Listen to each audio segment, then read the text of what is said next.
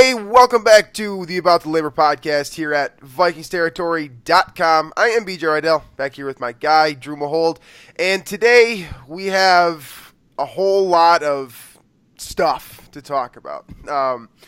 As you guys may we have a big sports game. Big sports game to talk about today. As you guys may have seen, I would kind of expect you to have seen it. The Vikings are moving on to the NFC Championship by way of a 29-24 victory over the New Orleans Saints in the wild card, or not the division round, excuse me. And yeah, that was the greatest Vikings game, greatest moment in franchise history, right? Yeah, it's gotta be. I feel the need that we need to say, kind of clarify here, like, yes, we're younger people, so we're not around during the Fran Tarkenton era, but that was the greatest football game that I have personally ever borne witness to. And so we're going to talk about it. And I don't know how we're going to talk about it. We're just going to talk about it. So let's. We have no plan here. There is no plan for that. We usually go, offense, how the offense did, how the defense did, but yeah, we kind of throw that out the window for what happened in this football game. So. Absolutely. So let's work through the sponsor note real quick from Can Wonderland. So basically, I'm just going to kind of reiterate what I did last time. Thursday through Sunday, they're doing all kinds of activities down there on top of the artisan pizza and the mini golf course that I've talked about in the past. Ranges from comedy improv to karaoke to game shows to trivia, live music, and more. I saw on their Facebook page they're doing Game of Thrones trivia in the near future here. I can't remember the exact date off the top of my head, but so go check that out if you're a Game of Thrones fans. And based off what I've seen from the reception of that show is that there are a lot of Game of Thrones fans. So hopefully you guys will check that out. Yeah. Once again, that's Can Wonderland right underneath Black Stack Brewing. And that's where I was watching the game tonight. So let's talk about that football game, Drew. Vikings came out. I'd love to. Yeah, it is fun to talk about football in times like this, huh? Yeah. The Vikings came out scorching hot, I thought. 17-0. It looked like this game was kind of, the way I saw it, it mirrored that Cincinnati game initially, right? We saw the offense playing fairly well. 17-0 came fairly naturally. We saw Andrew Sendejo make maybe the single best play of his career with that interception downfield. Yeah.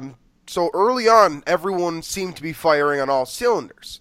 So what did you see during that first half that kind of suggested, that this Vikings team is, as we've been saying throughout the year, very special? Yeah, I mean, I think the home crowd definitely played a big part, and I thought, the third down defense was phenomenal to start with. It was 3rd and 1, 3rd and 2. Those were the stops the Vikings defense was getting, and then I think too you got a couple turnovers there. The Everson Griffin deflected pass for the interception, and then obviously the Anderson Sendejo play on the ball that was just ever so slightly underthrown. Right. He took advantage of it, but I mean. That was kind of the difference for me was, the Vikings hadn't been getting those type of turnovers for most of the season, really. It had just been, we'll stop you on 3rd down and make you punt after 3 plays, right? And I think those 2 turnovers really helped neutralize kind of what the Saints really did offer. And then second half came around, and I thought, the Michael Thomas, Xavier Rhodes kind of, I don't want to call it. It was an issue, I guess. It was a battle. It definitely threw things off because you had the hit on Sendejo, you had trash talking, you had Rhodes, who I thought Thomas got in Rhodes' head, and that kind of unraveled, and things started to unfold in a negative way for the Vikings. But before that, I thought the Vikings defense was as advertised. It was phenomenal. It held the Drew Brees to a passer rating of like 26 in the first half. And if that defense shows up next week in Philadelphia, I believe the Vikings will be going to the Super Bowl.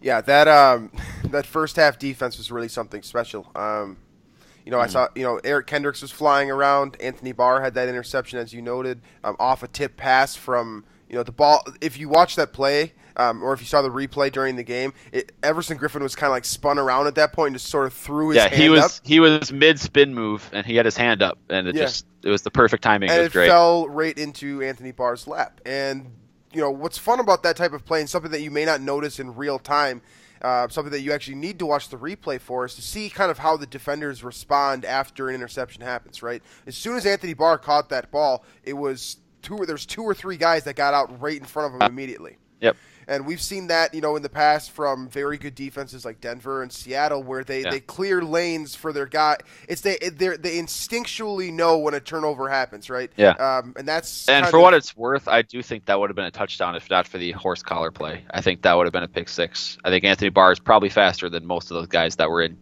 shouting distance of him.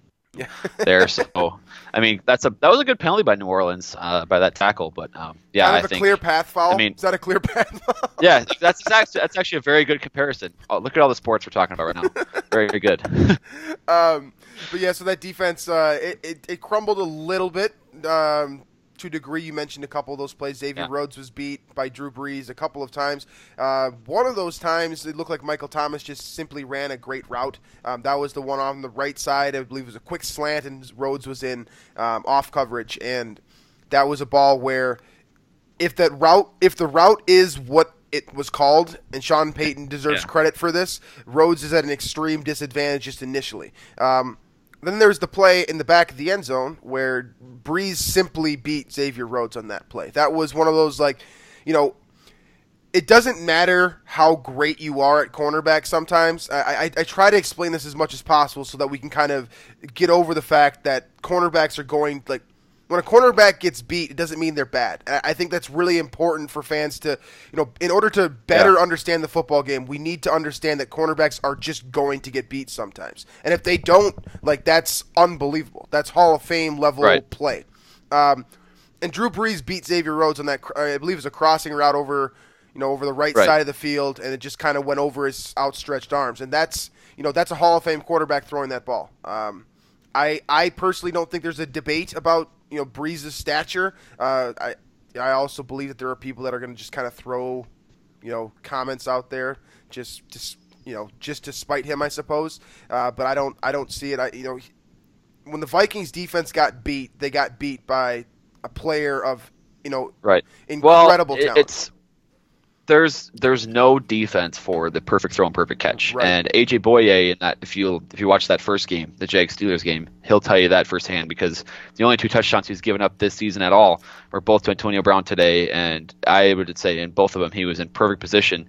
It was just the throw and catch were that phenomenal, and I think that's what happened with Rhodes. I think a little bit there is where especially on a route like that, a large crossing route across the entire field. And he was in off coverage there, so he didn't get a chance to, stop Thomas at the line of scrimmage to throw him off there.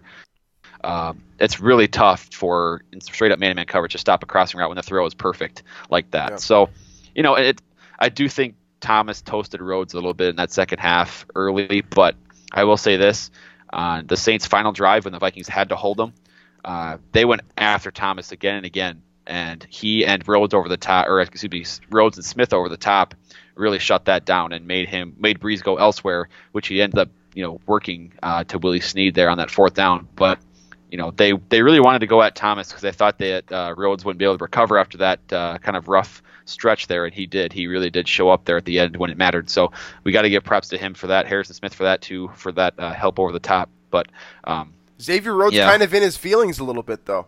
I think you mentioned this a little bit earlier on the show.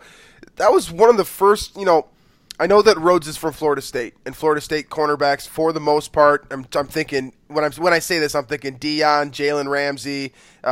They talk. They talk. They like to talk. Yes, they like to talk about themselves. Yeah, and Xavier Rhodes, from my vantage point, has never been really one of those guys. I mean, you can tell by his play that he really cares about what he's doing, and you can tell by the way that he responds to, I guess adversity as a cornerback. The type of adversity that I think that most cornerbacks experience, kind of on a play-to-play basis. That he's not ever happy with allowing any catch. That just seems to be the person he is. But this was the first time that, at least this season, I don't think that we've seen Xavier Rhodes really respond passionately about, getting beat. And I think that just goes to show, how important this game really was. And still is, really. I mean, not only are the Vikings moving on to the NFC Championship because of this game, for fans, we talked about this throughout the week. You finally overcome the Saints. You overcame the team that had to cheat to beat you last time.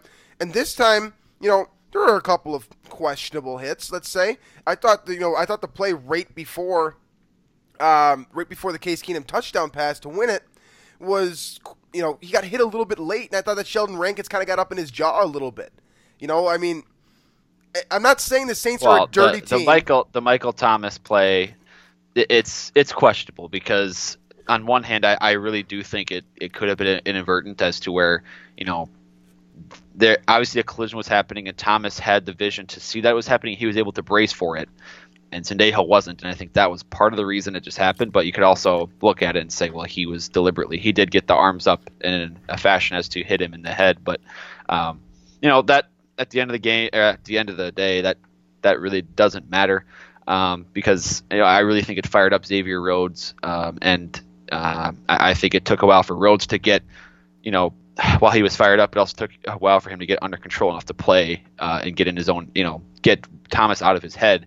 But I think it worked out in the end because I remember there was a cool shot of Zimmer talking to Rhodes on the sideline saying, just play football, forget about this stuff. We have work to do, stuff like that. So I think, part of what happened in the second half was just Drew Brees being Drew Brees.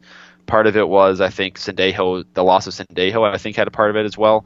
I think we can't just look at this game and say the defense collapsed because I don't think that's necessarily true. There was the blocked punt that set him up in good field position.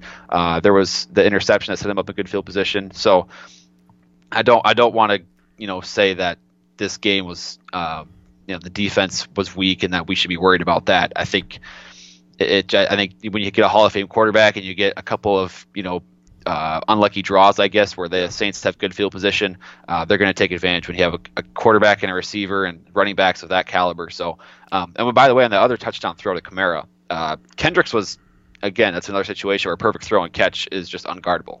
Kendricks was in the right spot, the right position, had really good coverage, and made that window super small, and Brees just made a terrific throw. So, and that's what a great defense really is, right? A great defense minimizes the window. The offense play at their absolute best to beat you, and the Saints really did that a lot in the second half. I would agree with that.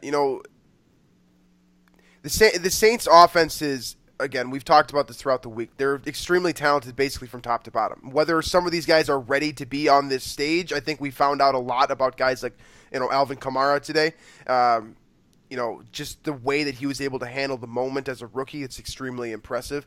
And you found out about, your guy, Ryan Ramczyk, for example, looked pretty good for the most part. The offensive line for the Saints was very solid.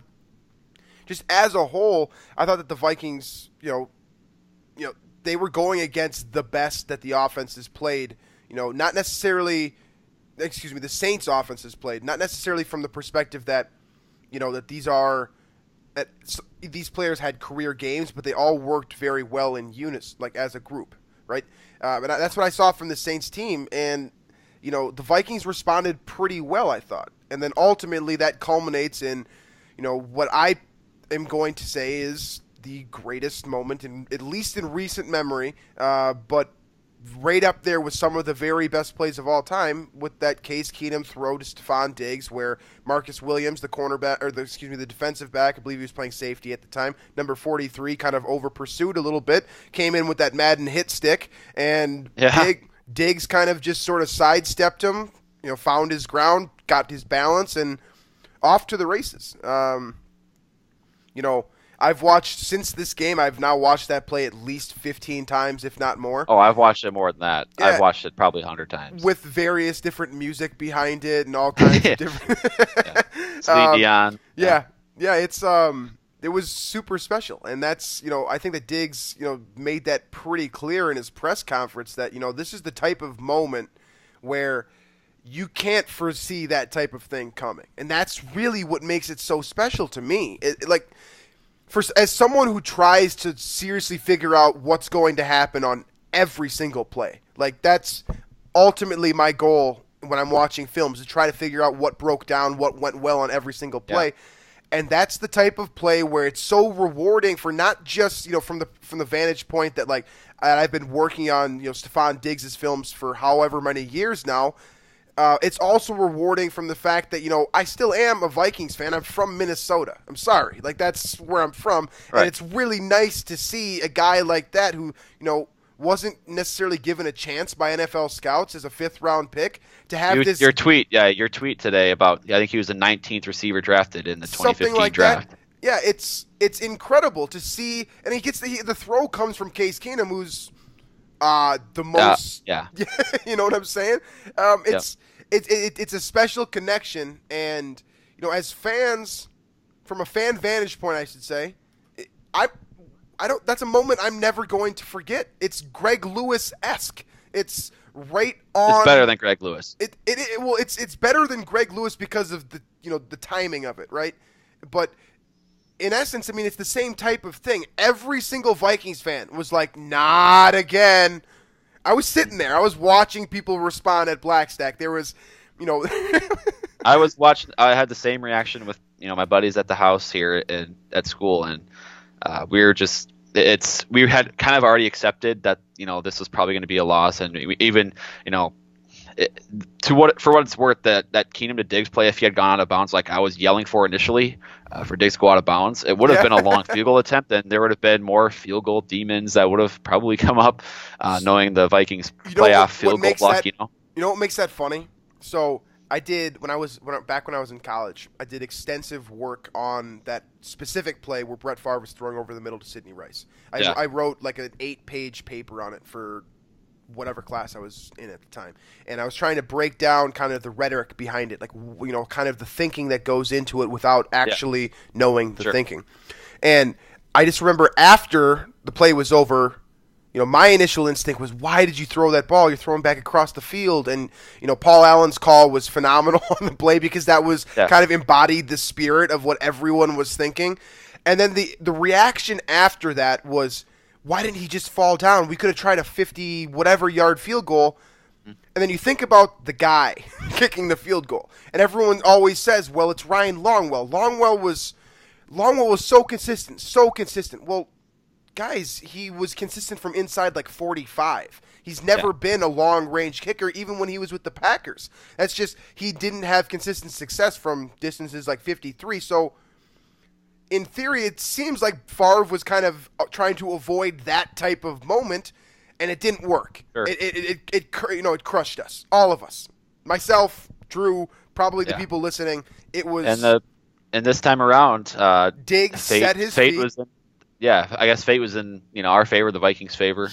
Because that situation never came up. I said the same thing. I'm sitting there at Blackstack Brewing, right? And I'm looking at, I've got this TV to my right, and I've got all the fans or the people there drinking, enjoying themselves to my left. And I'm kind of I'm watching the reaction because I'm feeling like at that point I'm like, all right, it's over. I think it's done. I'm crushed already. We're sitting at 38 seconds left, and I'm feeling just completely defeated. And I'm looking at everyone else. It's the reaction I've seen so many times before. The one where it's just like everyone's sitting there like, all right, well, I guess we'll try again next year. Like it's that one that we've seen so many times, and everyone in Minnesota feels it. They feel that negative energy, and it's just like as soon as that comes, it's just like you have no idea what's going to happen, and that happened. It's just like it's completely unexplainable. I took off running. I was just like, there's no. I took off running. I don't run. That's not. I don't enjoy running. But that was my instinct. My instinct was just to run, and it was special, man. It was just like, I don't care who you are. I don't care if you're a fan of, Madrid soccer and think that American football shouldn't be part of this planet. You have to respect that moment. It's just like that shouts across the world. That that we overcame something. Not just the Vikings today, but fans. It's a sense of relief. That I feel like a lot of people they needed to have in order to move forward in this postseason with more consistent confidence. Let's call it that. Yeah, I mean, goodness gracious. I was waiting for, because how about Case Keenum? I mean, I think a lot of people were waiting for the quote-unquote meltdown for Case Keenum at some point, and then when he threw that interception, that was just ugly. We're kind of like, oh, well, here it is. Here's the Case Keenum meltdown that everybody has, been looking forward, I guess not looking forward to, but expecting to happen, and then here it is. And then the way he bounced back, he drilled so many terrific throws down the stretch. Yeah. The Jarius Wright corner fade was absolutely money. That was right after the interception. And he had the Thielen little corner route that he was held on and still made the catch. Obviously, the 2 throws to Diggs on the final drive. You can't say enough about the big balls on Case Keenum. And for real. I mean, it's unbelievable how to overcome that, because people have been doubting him forever, and he's been slowly but surely kind of proving them wrong. Yeah. And then he snaps there on that interception, and the Saints have all the momentum in the world, and the game's basically over, and he throws a absolute dime that even if Diggs had gone out of bounds and not able to score, he would have put his team into position to win that game regardless, with would have been a 50-yard field goal attempt probably. So yeah. We got to give Case Keenum some respect, because this wasn't his best game. He made a lot of I thought in the first half it wasn't spectacular. It was just fine. He made some decent throws, but I thought for the most part that decision on that interception, and then he missed a couple other throws early or in the second half as well before those last final drives where it wasn't that great a performance, but he showed up when it mattered. So we have to give him some props. I'm looking at his stat line right now. 25 of 40, 318 yards passing, 7.9 yards per attempt, 1 touchdown, 1 interception. So if you take away that 61-yard touchdown, yeah, all of a sudden those statistics look a lot worse, and the perception of just everyone is that Case Keenum played horribly. But because he connects on that play, the perception is considerably different, I think a lot of people are looking at Case Keenum along with Stephon Diggs. Diggs kind of gets the glory because he walks the ball into the end zone. But people are also looking at Case Keenum as like a heroic figure here. And, is that not the Case Keenum story, just like kind of in 60 minutes? It really is. For so many years, you look at this guy like, not going to cut it. And then he blows it up. Now that you say this, that's a really good analogy, because you got Case Keenum in high school and in college. He's putting up all these insane numbers, right? Insane numbers. Right. And off to a hot start. He's going to be a stud. He's a prodigy. And then you get to, I guess, when it's time for recruiting in college, there's nobody that really wants him. It's because of his size and what have you. And then in this Vikings game, he's got the interception kind of about the same, at the same part of the timeline where, it's time for him to prove it and end this game, and he can't really quite close the deal. And so then it takes a while for him to prove himself both throughout his entire career, but also in this game. It really takes something really special. And I think in both of those different timelines that I'm talking about, it culminates with the Diggs touchdown. Because, I think people are going to look at that play as some sort of miracle, and that it really is only a touchdown because of the mishap by Marcus Williams, which is probably true.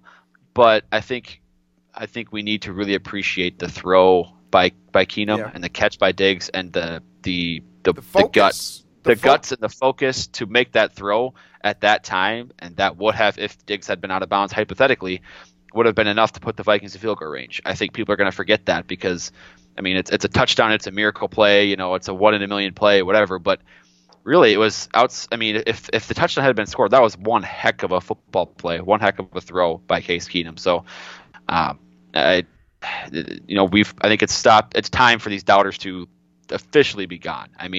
He didn't play his best football game, but I think the questions we had were how good is this guy when it matters in a playoff game.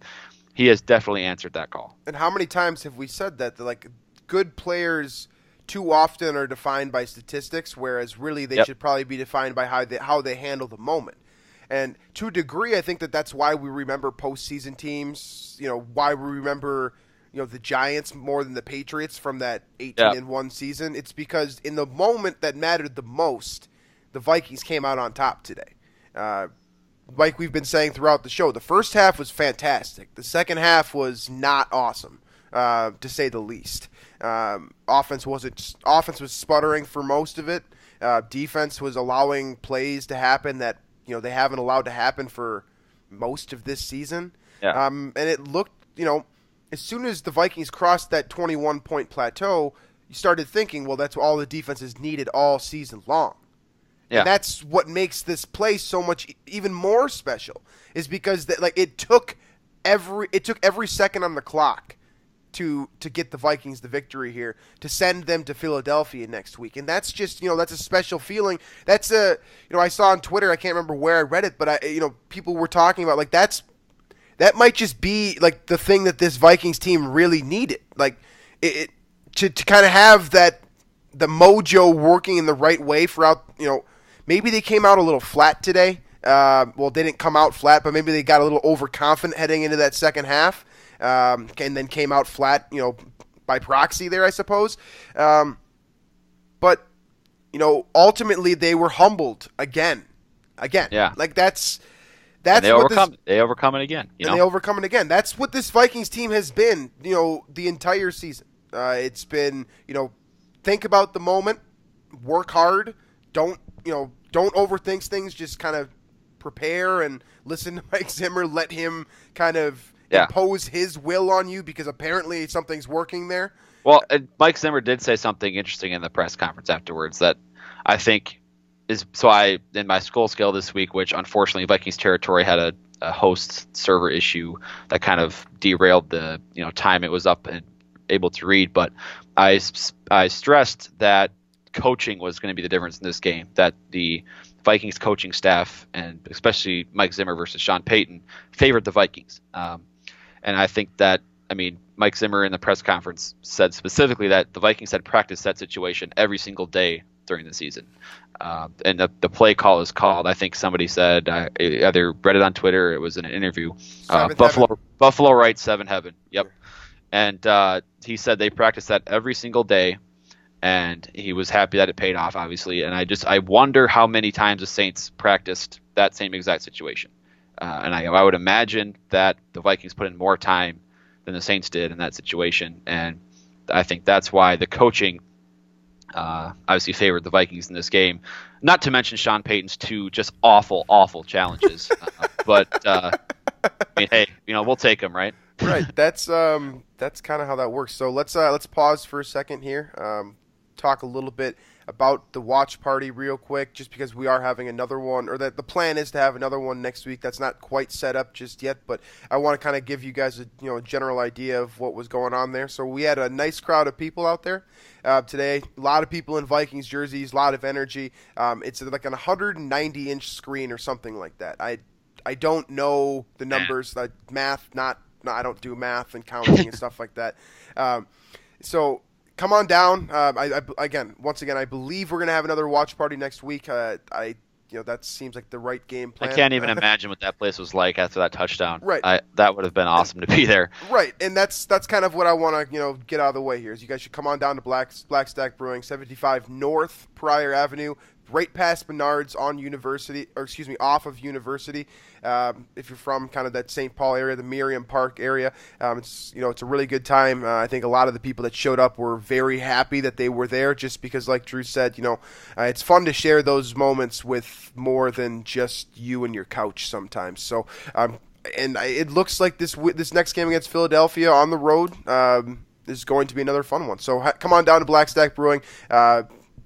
We appreciate that here at the About the Labor podcast, and the guys down at Black Stack, anytime they can get extra people in there, it helps more than one person. It helps you get your beer, right? So make sure to check out Black Stack Brewing if you haven't already. So from there, let's it's kind of you want to do some Twitter? You want to do some Twitter takes here? We can. I got a couple. This one's interesting because I was thinking kind of the same thing when the game was unfolding.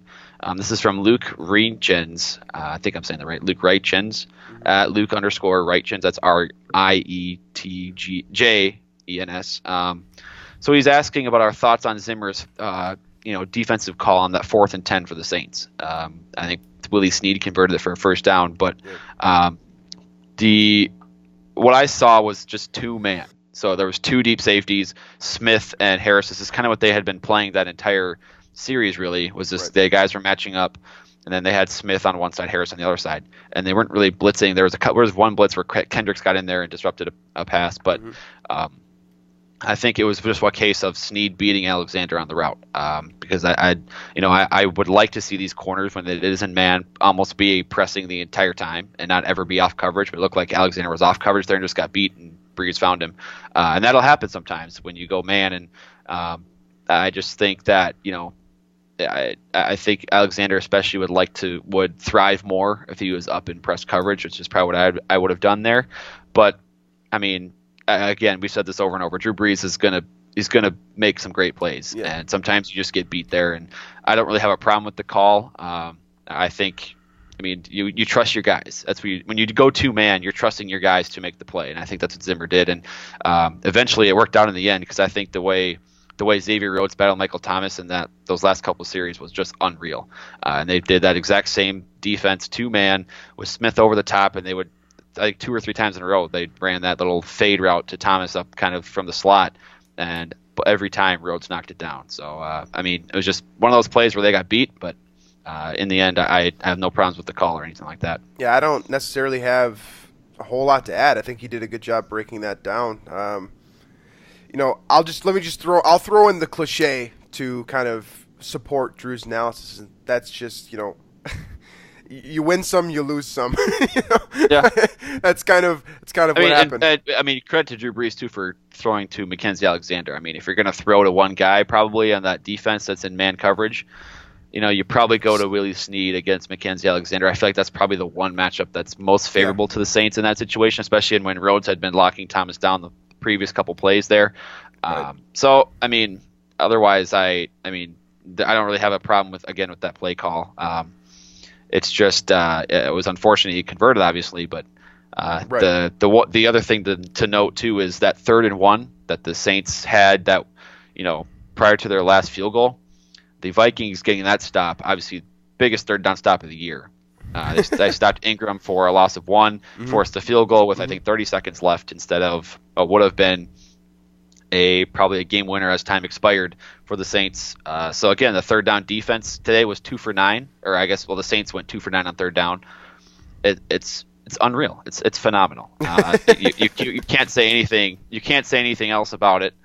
I'm at a loss for words. I can't find anything any other words to describe it. But another question here from our sports grunt Kyle Slaby says, will BJ have a voice for this podcast? And it sounds like you're doing okay right now. It sounds like I'm doing okay. Is it sore though? Is the throat sore? It's because I don't mind it. It's not necessarily.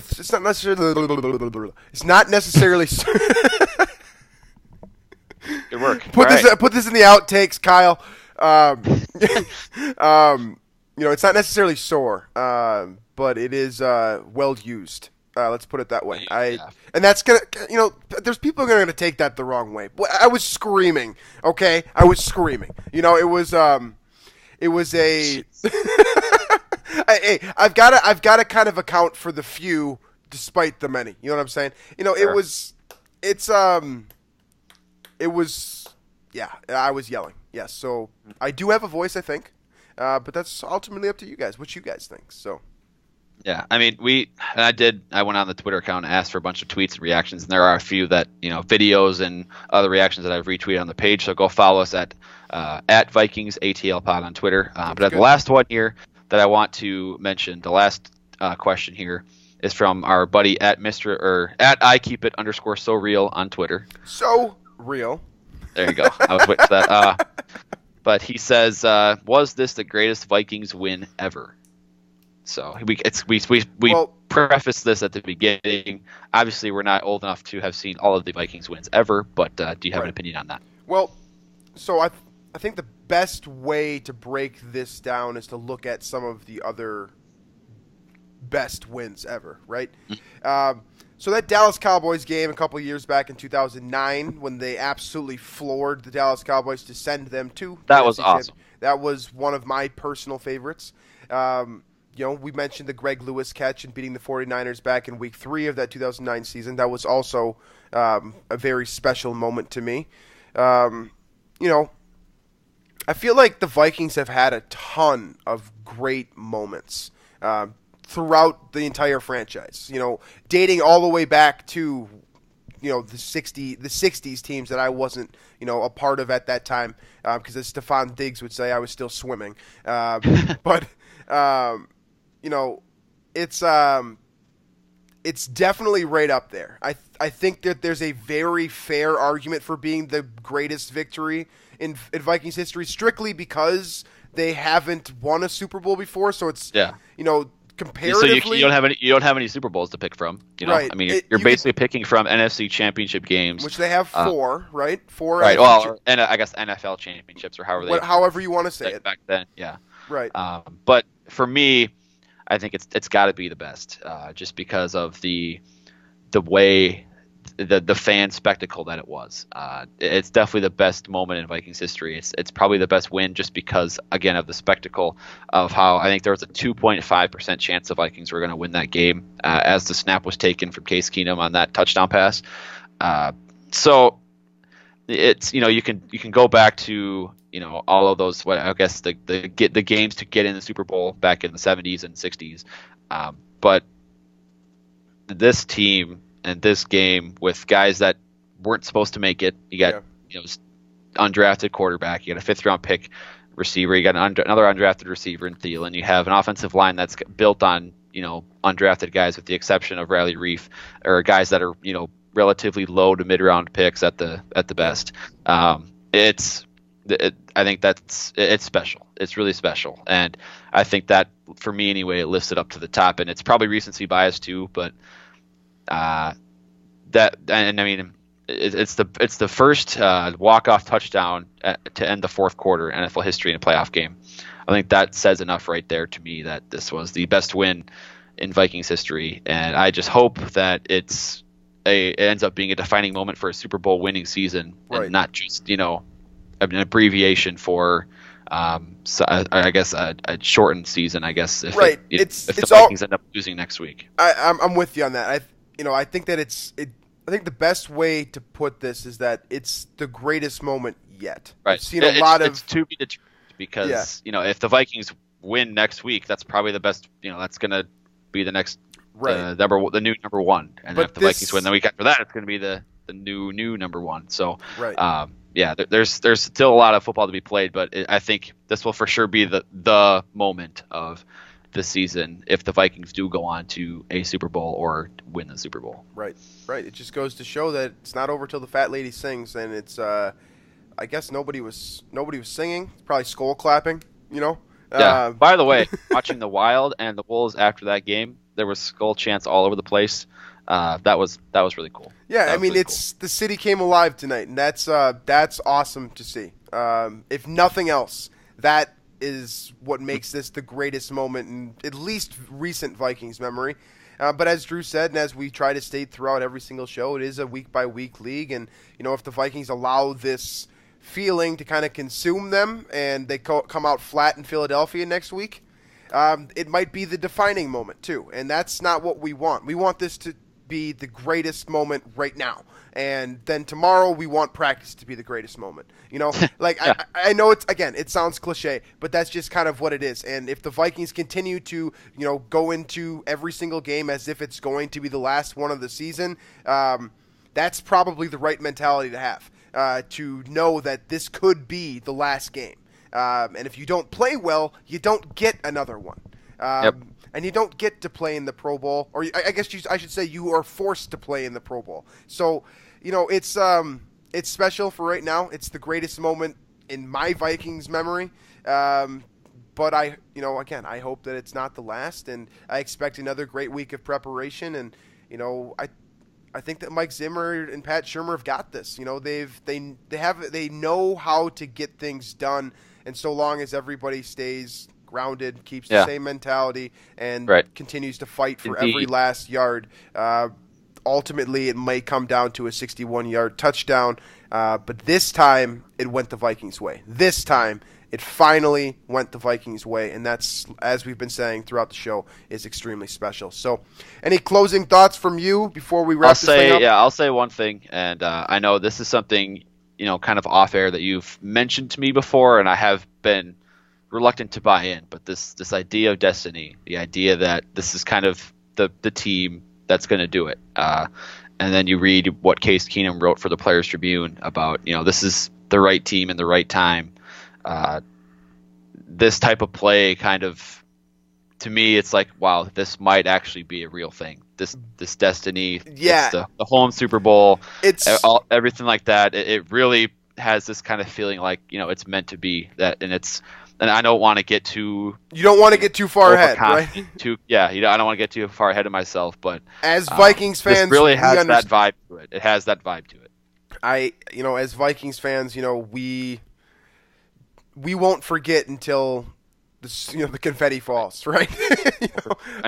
When the confetti falls on Vikings, I should say. I mean, the Eagles, that's, no Carson Wentz, we get that, but playing in Philadelphia against a team with, outside of quarterback, probably the most balanced team in the NFL. If you talk about offensive playmakers, defensive playmakers, offensive line, defensive line, that's a really, really good football team. And the fans are crazy. The fans are absolutely nuts. Actually, like there's crazy people, but then there's crazy fans that are crazy on outside of sports too.